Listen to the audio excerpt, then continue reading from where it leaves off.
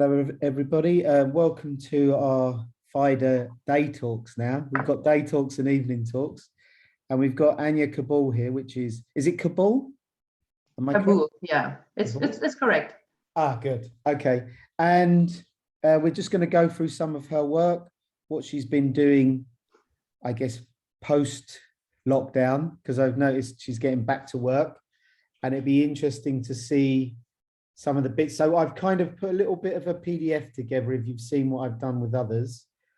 And I'm just going to share my screen with you so you can see. And this was one of the pieces that you entered for the awards.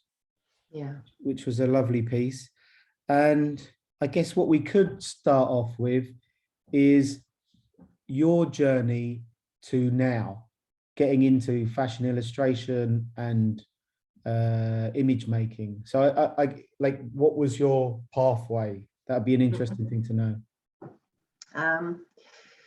After school, I studied fashion design, first in Germany, and then I got a scholarship for to study at FIT in New York. And I went there and studied there for another year, and which was really, really nice was I already had my final exams, and so I didn't have to take any classes, any special classes at FIT. I could choose whatever I wanted to take, and so I just did fashion illustration and had some classes with some really amazing teachers like Bill Donovan, for example. And in that time, I also did internships with several fashion designers like Yohji Yamamoto and Kenneth Co.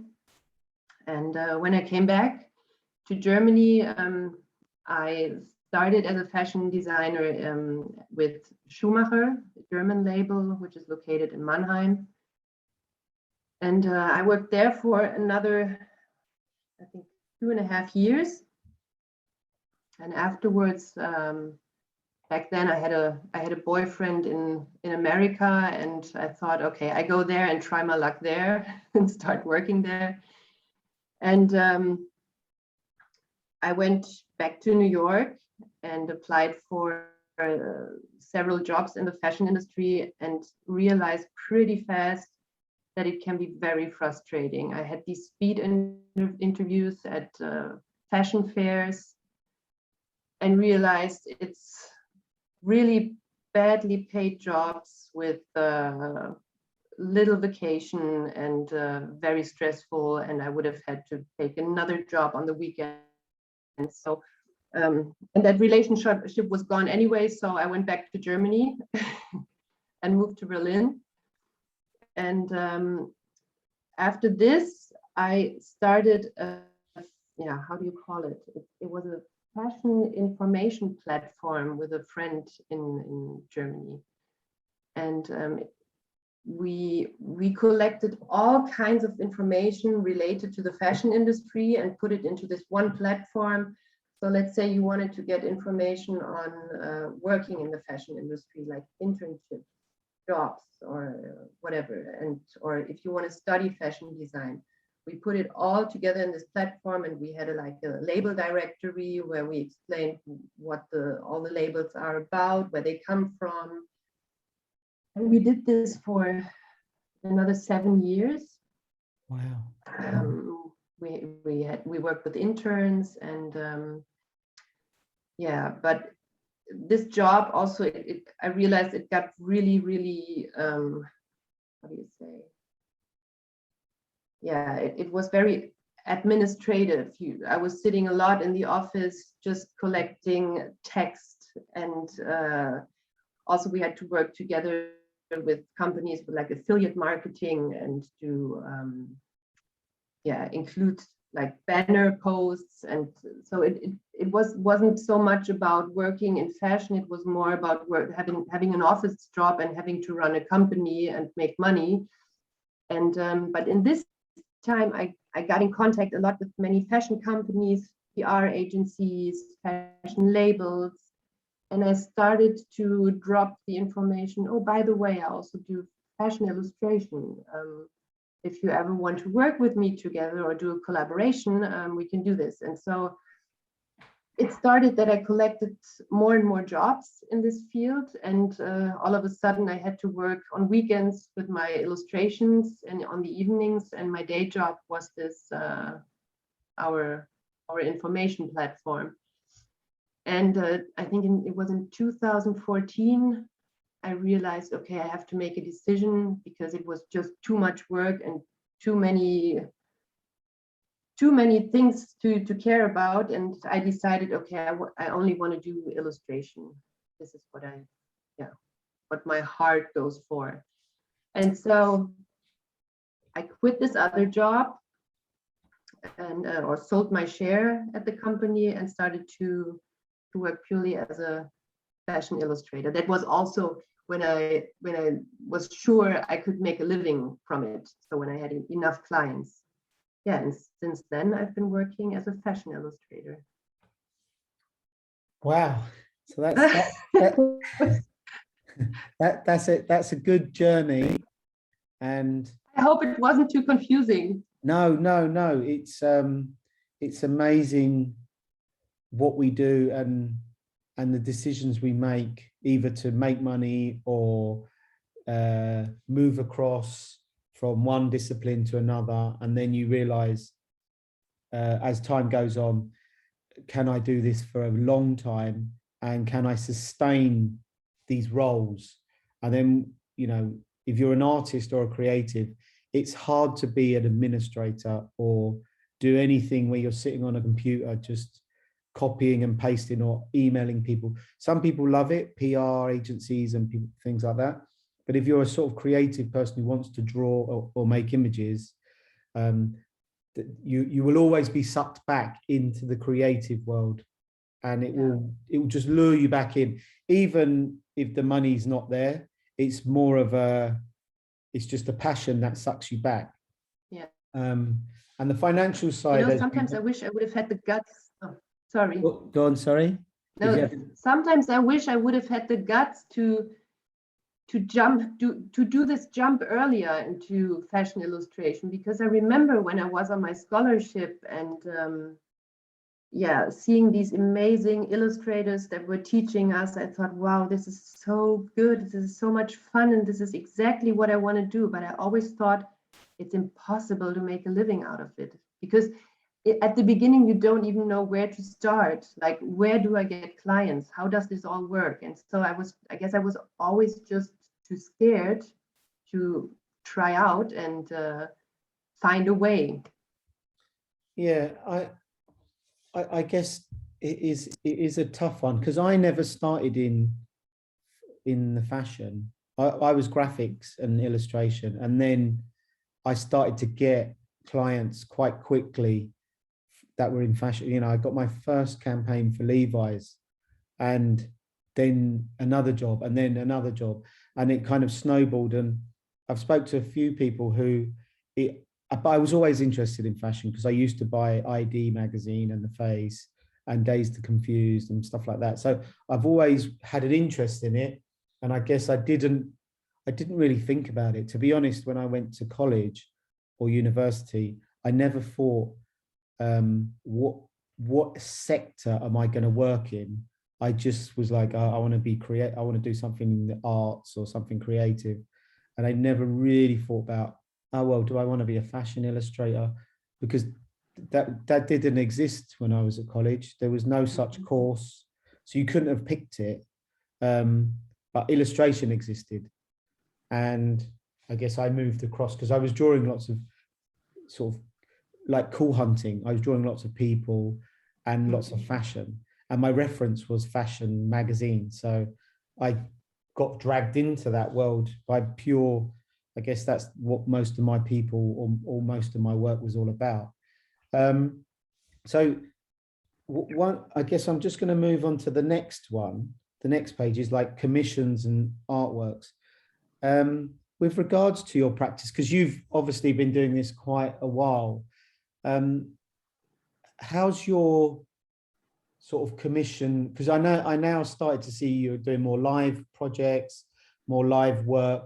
where's your majority of your work regarding fashion illustration? Where would you say most of it comes from? That's a difficult question to answer because it has been constantly changing over the past years. I'd say at the beginning, it was mostly commissions, like desk jobs that I was doing from home for big companies because I had the contacts. And then I think my first live illustration job was with Microsoft. And that was also the first time that I drew digitally. And after that, I was so amazed how much fun it is. I started promoting this more and more, and then I also got more jobs in live illustration. So I would say meanwhile, it's more live illustration. That's the majority of jobs. But for example, last year, of course, it wasn't because of COVID and everything that happened. Last year, for example, I did tons of portraits, like private commissions for people, because I realized, okay, there won't be these live illustration jobs, and I have to do something else. So right now, I feel like it's shifting all the time because the situation always changes.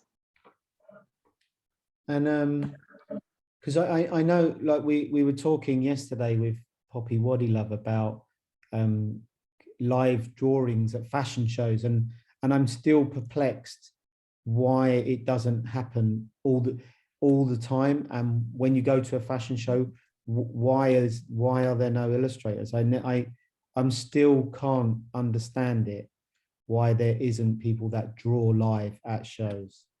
I don't get it, and I don't know why they're not commissioning illustrators to do that, because I guess when there's a fashion show, it's run by the sort of the designer, and then when there's a brand, it's run by the marketing team. So you would a marketing person would contact you and say, right, we're doing something for Tiffany's and we'd like to, and probably the designer has no clue about your involvement in. They just think it's a great experience we want to add from a marketing point of view. Where when it comes to the fashion shows, the designer has a say on what happens on the day. And I can't work out the connect. So I'm trying, I guess one of my goals is to reconnect illustration to design, because I spoke to David Downton, and I've mentioned a few times, he was saying that he used to go to a lot of the shows like Galliano, John Paul Gaultier, and they requested for them and brought illustrators, but they all had a background in fashion illustration and design. And maybe because fashion design has become more sort of conceptual and less people draw, maybe they don't see a need for, they see illustration maybe as a craft or as an extra or an additive. So I don't know, they're kind of my thoughts listening to what you're saying. And I'd be, I guess, because you worked in PR and you worked in fashion design and all them areas, do you see an area where fashion illustration or fashion artists could have a really good impact? Like if you were to rebrand fashion illustration, apart from live drawing at marketing events, where do you think would be another good place for fashion illustrators to have a role in the business?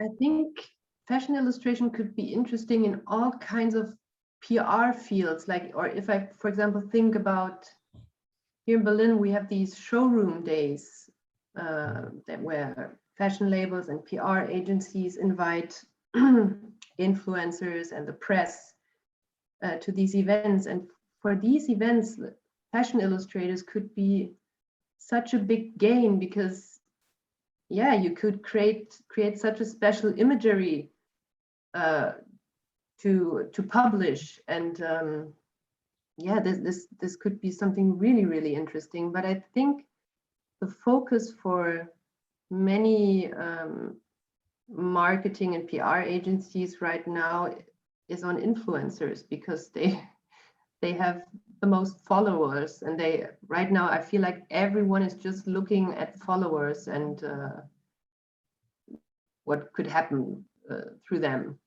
Because sometimes, for example, if I see what a company pays to book me for an event, and then I hear, okay, there's this influencer invited and this person is coming over for 30 minutes and I will have to draw her or him. And then I hear what they make in 30 minutes. You know, the relation is totally off. And this is what strikes me. I mean, I understand why it is the way it is, but the value is so different. So maybe what about fashion illustration influencers? So I'm like the proposition of your role, because the reason I'm asking you this, because I know you've had good experience in the field, and it's always good for people to not only see your work but have a breadth of conversation of knowledge, and that could be an area, because there are illustrators and artists who have big followings, 150,000 followers. We had Eris Tran, who has 270,000 followers on Instagram. And he does, I guess, sort of full figure fashion design illustrations. So we really, I guess the big thing is trying to understand, because I know, your career might have had ups and downs because of coronavirus, or fashion illustration goes out of fashion or whatever, and you have to constantly adapt all the time. I've seen your work changing and adapting and shifting and moving, and I guess as a fashion illustrator or as an illustrator, you have to shift a lot. There's a lot of shifting to kind of fit and survive. I guess that's the next thing, is the surviving as an illustrator. So with regards to commissions, I guess you were saying like most of your fashion illustration work is for live, and you were saying you've got a live event, because I saw you did Tiffany's. How was that experience?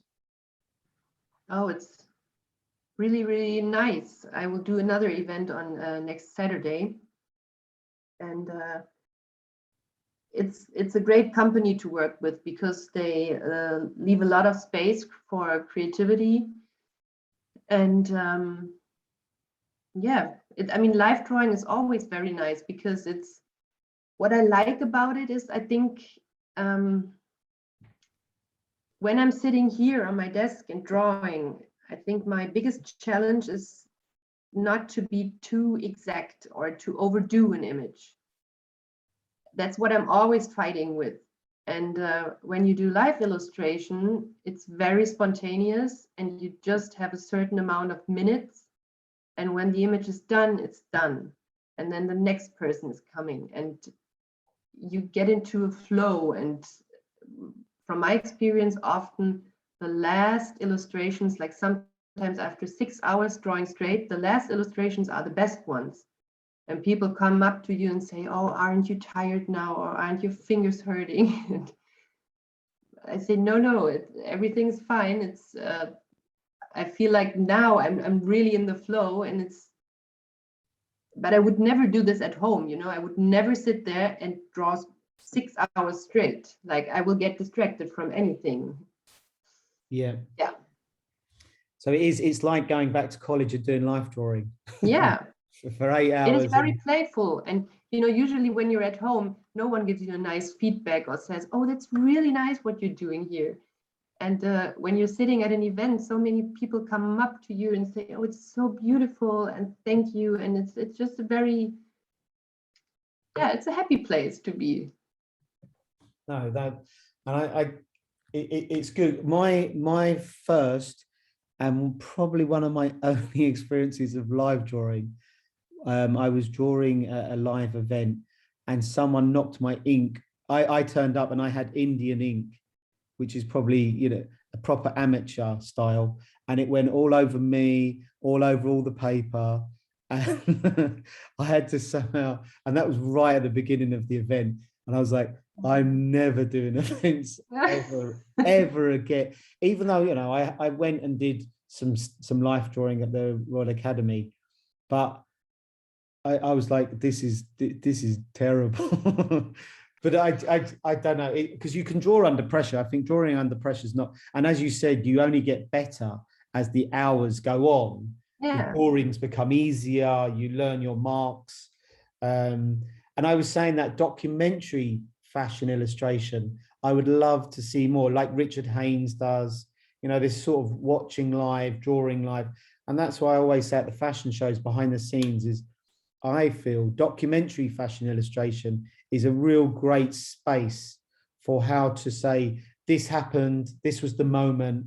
It isn't about influencers and photographing celebrities. It's about capturing the essence of a show. Yeah. And I think through a painting, painting and a photograph could do both. And I think they're both as strong as each other. So I think that's an area that I'd like to probably see more. And, you know, with your sort of knowledge in the field, it's great to hear your sort of feedback. So what I did here is, like, your portraits and your digital work. So with regards to your digital, like, what's your mix now of digital to analog? Or is it a mix, total 50-50? Recently, I've been trying more to mix it more, to start off analog and then work on it digitally. It's also been shifting so much. Beginning of last year, I think that's when when I started realizing there's Fida, and I worked a lot only digitally because I was somehow interested in this hyper realistic imagery, and now I got a little bit away from it again and started to incorporate the analog part.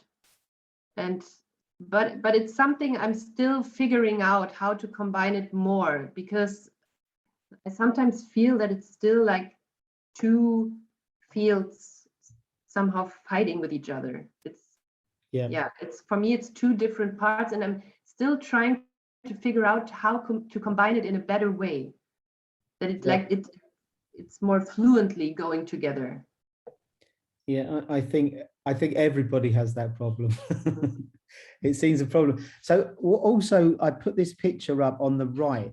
Are they fashion design pieces, or are they live drawings at a show, or what was that picture? Because I was quite interested in that one. That was live drawings for H&M. Okay. They had an opening of a new store concept, like a concept store in Berlin, and I was drawing guests and with their outfits, and then we put up this inspiration wall with some images and illustrations. Because I was wondering if you were drawing collections. That's what, like, you were drawing like a lookbook sort of. That was my original thoughts. But so these were actual people you saw and just drew them live, and it feels like a fashion collection being made, which is quite nice. Yeah. Also, like, I just put a picture of you drawing like, and then this sort of Louis Vuitton piece. And how was your experience working at Louis Vuitton? Very similar to the Tiffany experience? Yeah. Like, again, really nice. I think those companies are always or usually very nice to work with. It's all organized and very nice guests. You have nice chats, and I was just sitting there and people were coming by and saying, oh, you're doing illustration, can I have one? And I was doing them digitally, and then we were sending them. No, we were also printing them out for guests, and I send them out per email for guests. Yeah. And I guess from a different point of view, is what would be the worst experience you've had working with a client? You don't need to name the client.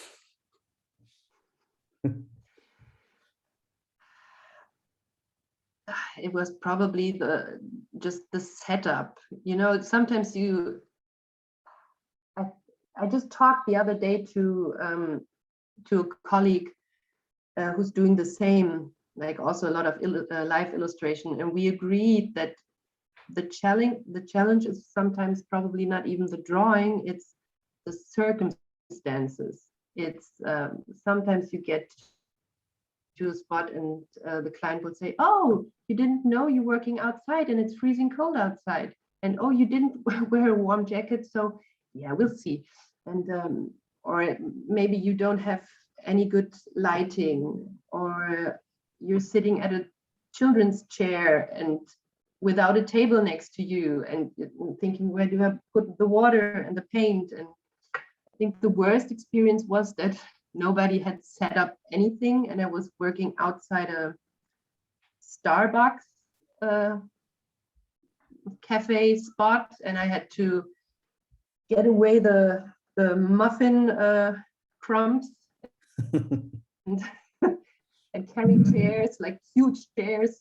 And then I was sitting right next to a band who was playing really loud music, and I felt, okay, in 2 hours I'm gonna be numb and yeah. So sometimes it's challenging how to work, and or to be able to work. It was like 2 weeks ago, they asked me if I can have my chair. They can have my chair, and I had to stand there and go on drawing. And I think that's probably the point. I always try to be as uncomplicated as possible and work in any situation, because I think that's what the client really worships, that there won't be any problems in this whole process, or yeah. And on the flip side is, what's your best experience and best, like not client names, but your best experience ever, where it all went right and the job was amazing, and or the work was published everywhere, or your most rewarding sort of moment? I think there were many, or at least many, that felt really good afterwards. But it's because, you know, at that moment you're doing something that most of the people that are at the event are not able to do, and that's why they worship it so much. And you go out there and you think, I'm the best.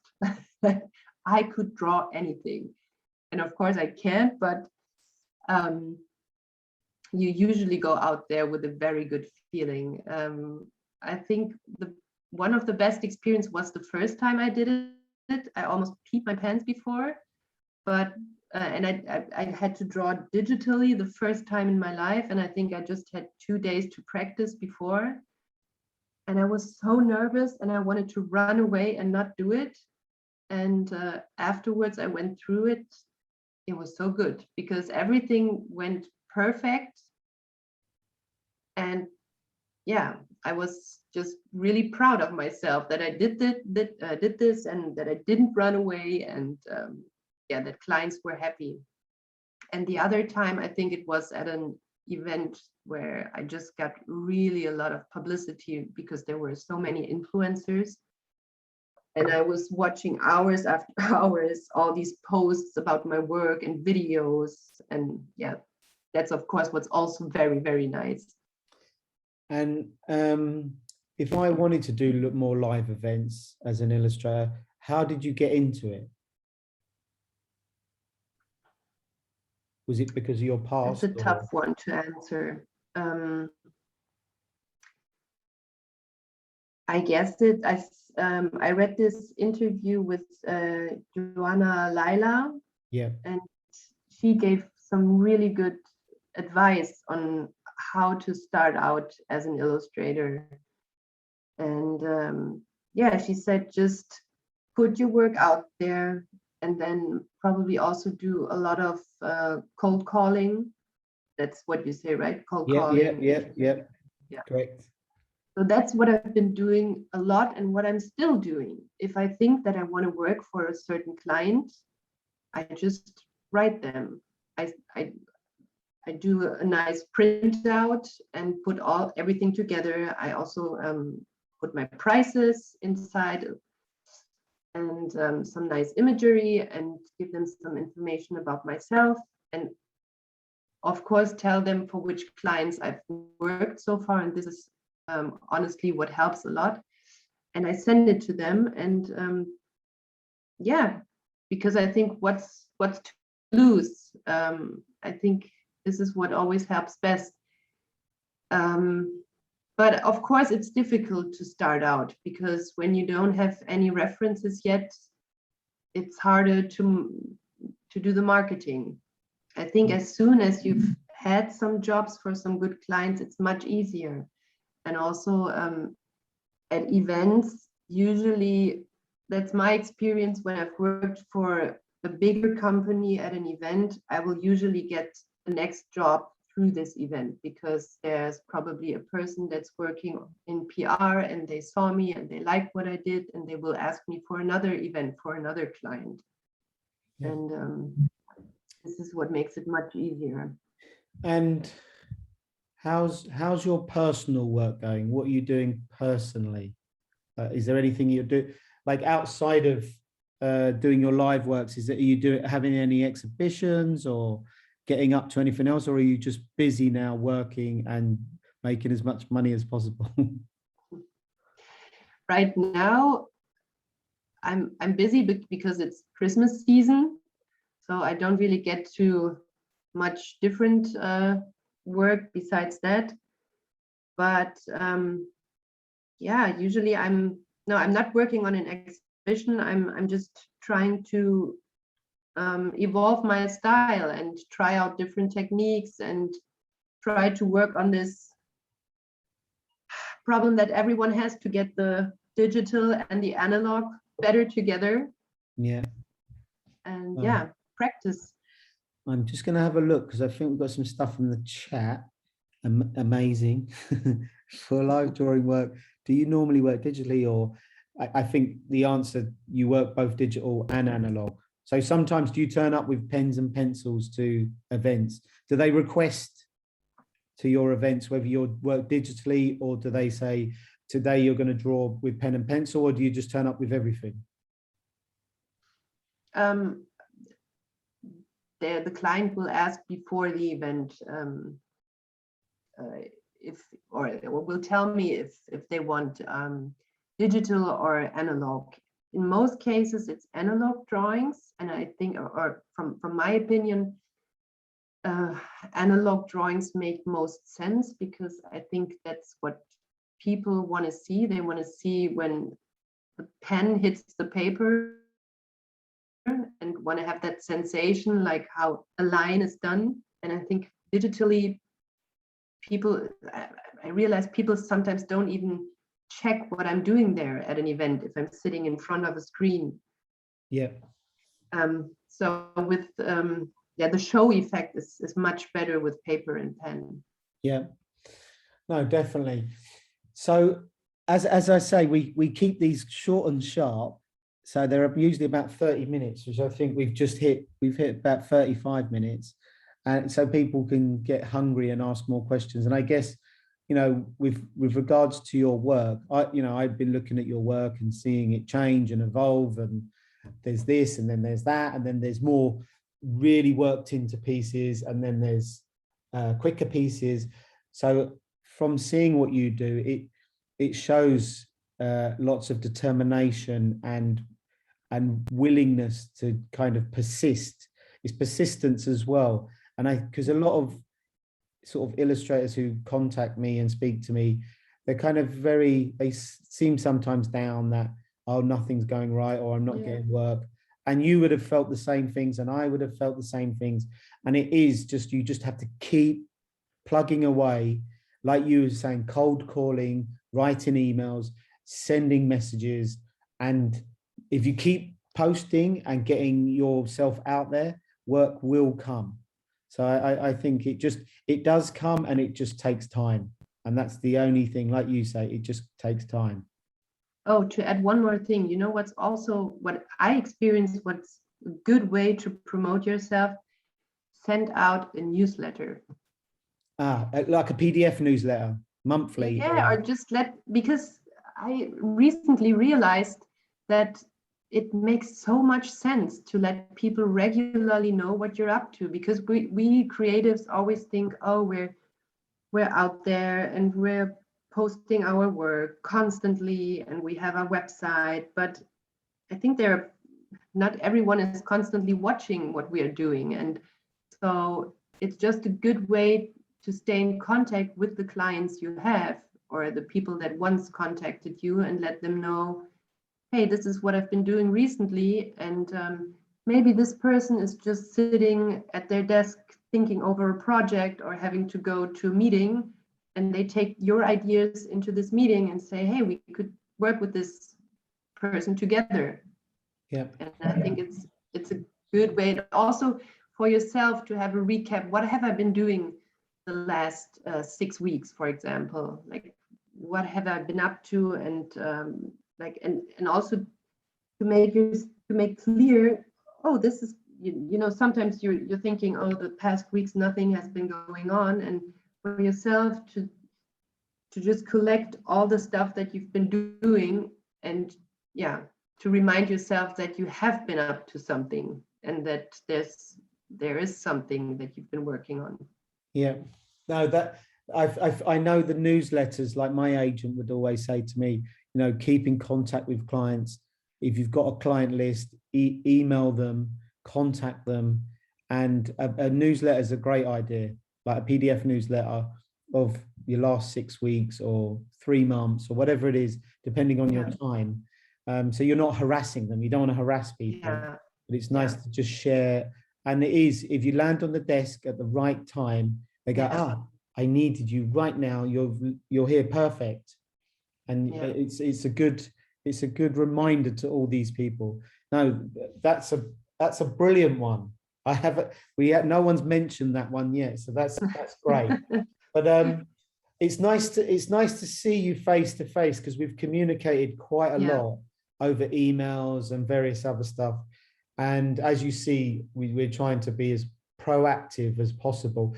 Funnily enough, when you were talking about you setting up your company and in the beginning and doing this sort of information center, that's what I feel like an information center. I am always nervous about that, because I'm a creative like you. So trying to counterbalance it all is kind of the hard part. So you don't become a desk person.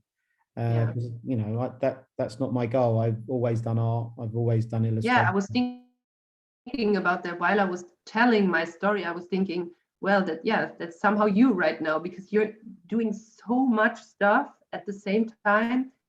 And sometimes when I see your profile, your personal profile, posting some creative work, I think, wow, when did he do this? Like, your day must have more hours than mine. No, it is. It's being what I would call really efficient with your time.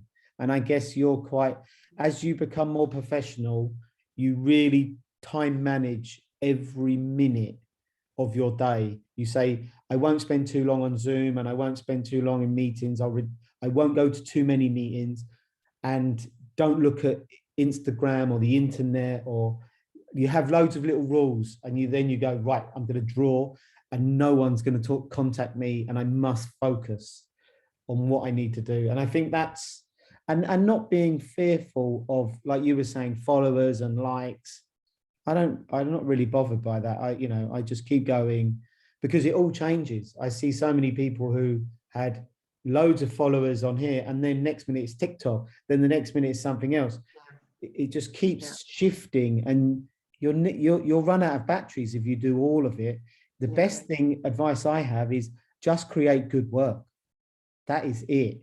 Good work will get good opportunities. Focus on that, and people will pick you up. I think that's the main thing.